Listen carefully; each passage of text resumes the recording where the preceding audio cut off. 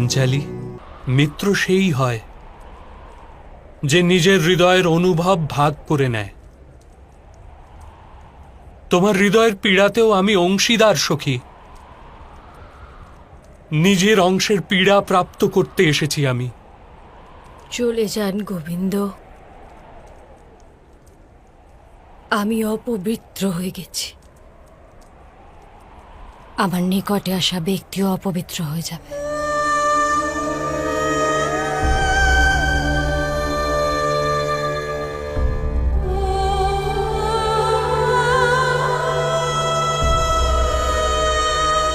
আমার মিত্রতার উপর বিশ্বাস রাখো সখী।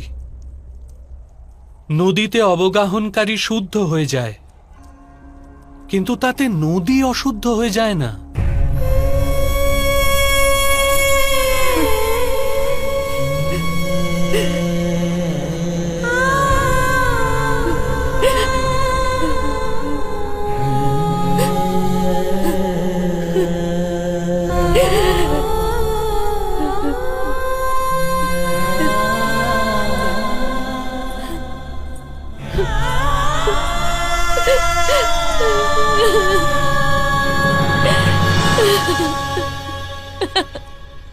গোবিন্দ,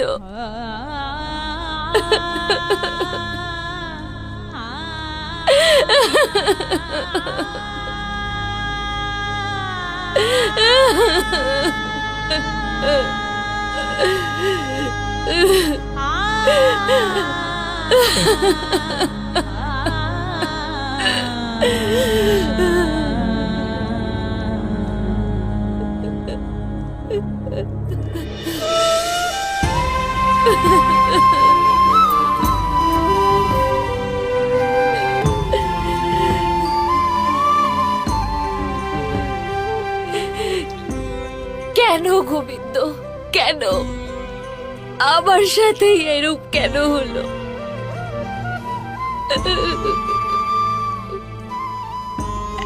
এত বড় অপমান! কি পাপ করেছিলাম আমি গোবিন্দ? কোন কর্মের ফল ভোগ করছি? যা ঘটেছে সখী, সেটা না তোমার কর্ম ছিল, না তোমার কোনো কর্মের ফল। ও তো কেবল তোমার জীবনের এক অকস্মাৎ ঘটনা।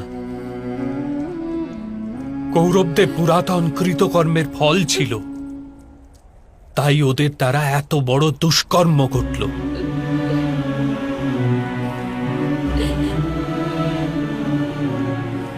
কর্মের সিদ্ধান্তের এটাই তাৎপর্য সখী।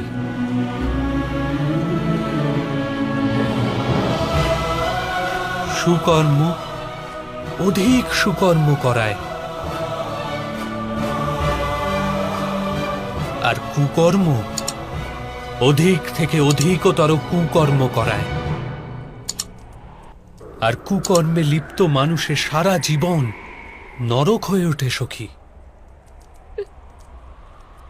কিন্তু পীড়া তো আমি ভোগ করছি গোবিন্দ। তবে সেই পীড়াকে ত্যাগ করো সখী।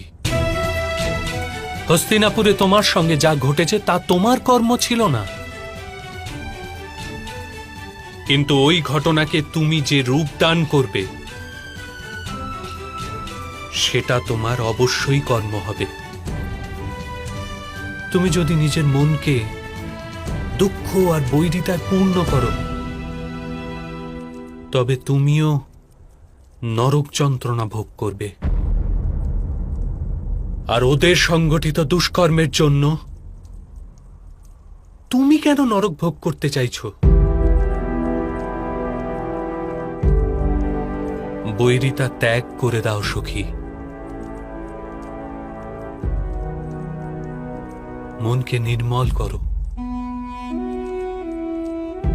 নদীতে যে ময়লা চলে যায়, নদী তাকে সমুদ্রে বিলীন করে দেয়, স্বয়ং স্বচ্ছ হয়ে যায়। তুমিও নিজের পীড়া পরমাত্মায় বিলীন করে দাও। পরমাত্মা তো সমগ্র সংসারের পীড়াসমূহ নিজের অভ্যন্তরে ধারণ করার জন্য সতত প্রস্তুত।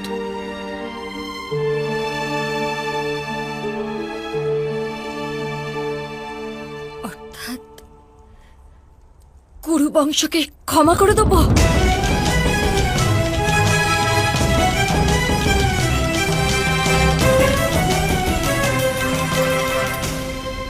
হ্যাঁ সখী, ক্ষমা করে দাও, অন্যথা প্রতিশোধের জালে পড়বে, ন্যায় করতে পারবে না।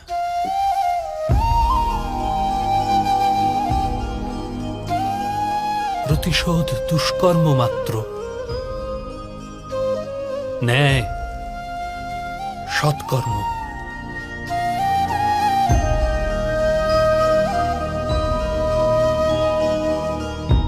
কি বিভেদ গোবিন্দ!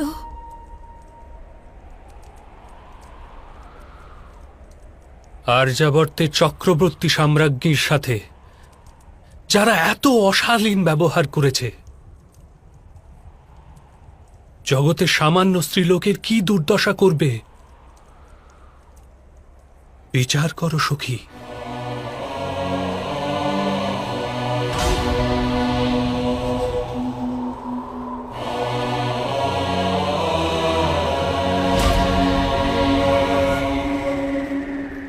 নিজের পীড়ায় সংসারের পীড়াকে দেখো, নিজের দুঃখকে সংঘর্ষ বানাও। একটা কথা অনুধাবন করো সখী, যে কেবল নিজের পীড়াকে আপন করে জীবন কাটায় শক্তিহীন হয়ে পড়ে, কিন্তু যে ব্যক্তি সমগ্র সমাজের পীড়াকে আপন হৃদয়ে ধারণ করে জীবন কাটায় সে শক্তিশালী হয়ে ওঠে।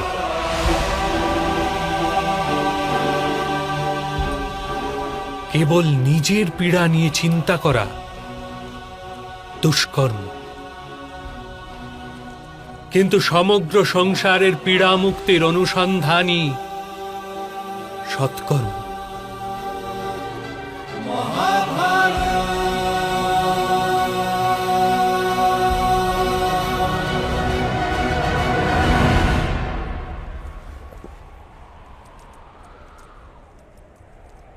হ্যাঁ সখী, আমি তোমাকে বলছি, সবার প্রথমে দুর্যোধনকে ক্ষমা করে দাও। সেটাই ওর বিনাশের পথে প্রথম পদক্ষেপ হবে।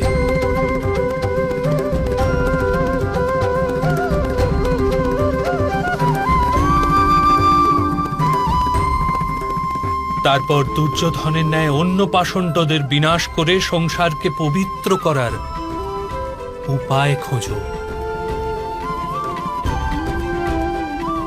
কেবল নিজের জন্য নয়, সংসারের জন্য। সমাজের দুর্বল স্ত্রী পুরুষদের উদ্ধার করতে যুদ্ধ করো। পরমার্থের জন্য যে যুদ্ধ করা হয় তা যতই হিংসাত্মক হোক না কেন, তথাপি তা ধর্মযুদ্ধ।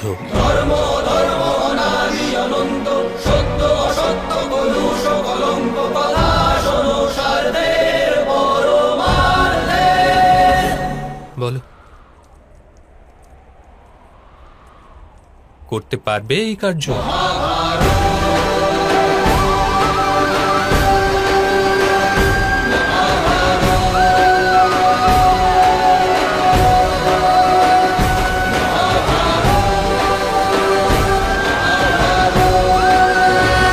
হ্যাঁ গোবিন্দ,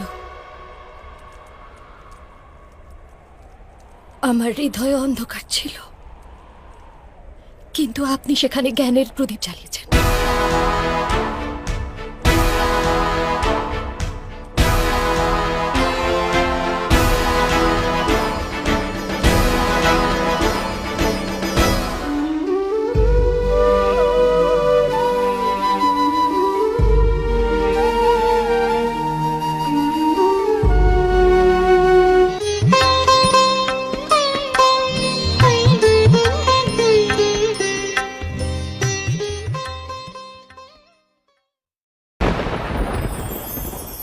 জীবনে এমন কিছু কাজ রয়েছে যা আমাদের কখনোই করা উচিত নয়, যেমন আশা করা। যদি আপনি আশা করেন আর আপনার আশা পূর্ণ না হয়, আপনি খুবই কষ্ট পাবেন। এবার আপনি যদি প্রতীক্ষা করেন, করতেই থাকেন, আর সেই ব্যক্তি যদি না আসে, তাহলেও খুব কষ্ট পাবেন। আর হলো তুলনা। আপনি যদি তুলনা করতে যান, তাহলে এটাই ভাববেন যে হয় আমি বা অন্য কোনো ব্যক্তি, এই দুজনের মধ্যে কোনো এক ব্যক্তি নিকৃষ্ট। আর এই ভাবনাটাই হলো অনুচিত। যদি আমরা কথা বলি সেই সব বিষয়ে যা আমাদের করা উচিত, যেমন পরীক্ষা। এই পরীক্ষা সবসময় আমাদের আরো সফল করে তোলে, আরো শ্রেষ্ঠ করে তোলে, আরো উৎকৃষ্ট করে তোলে। আসন্ন মহাসংগ্রামের জন্য আমাদের প্রস্তুত করে তোলে এই পরীক্ষা। তাই এই পরীক্ষার থেকে কখনোই পালাবেন না, এর সম্মুখীন হন। আর হলো কর্ম। কর্ম করা কখনোই বন্ধ করবেন না। তুলনা করার বদলে কর্ম করুন, প্রতীক্ষা করার বদলে কর্ম করুন, আর আশা করার বদলে কর্মই করুন। জীবন সফল হয়ে যাবে। দেখুন, সবার শেষে সত্যি বলতে এই কর্ম আর এই পরীক্ষা, এই দুই আমাদের জীবনকে সুখী করে তুলতে পারে। আসুন আর আমার সাথে ভালোবেসে বলুন, রাধা রাধা। ধন, সম্পত্তি, এগুলো আসলে কি?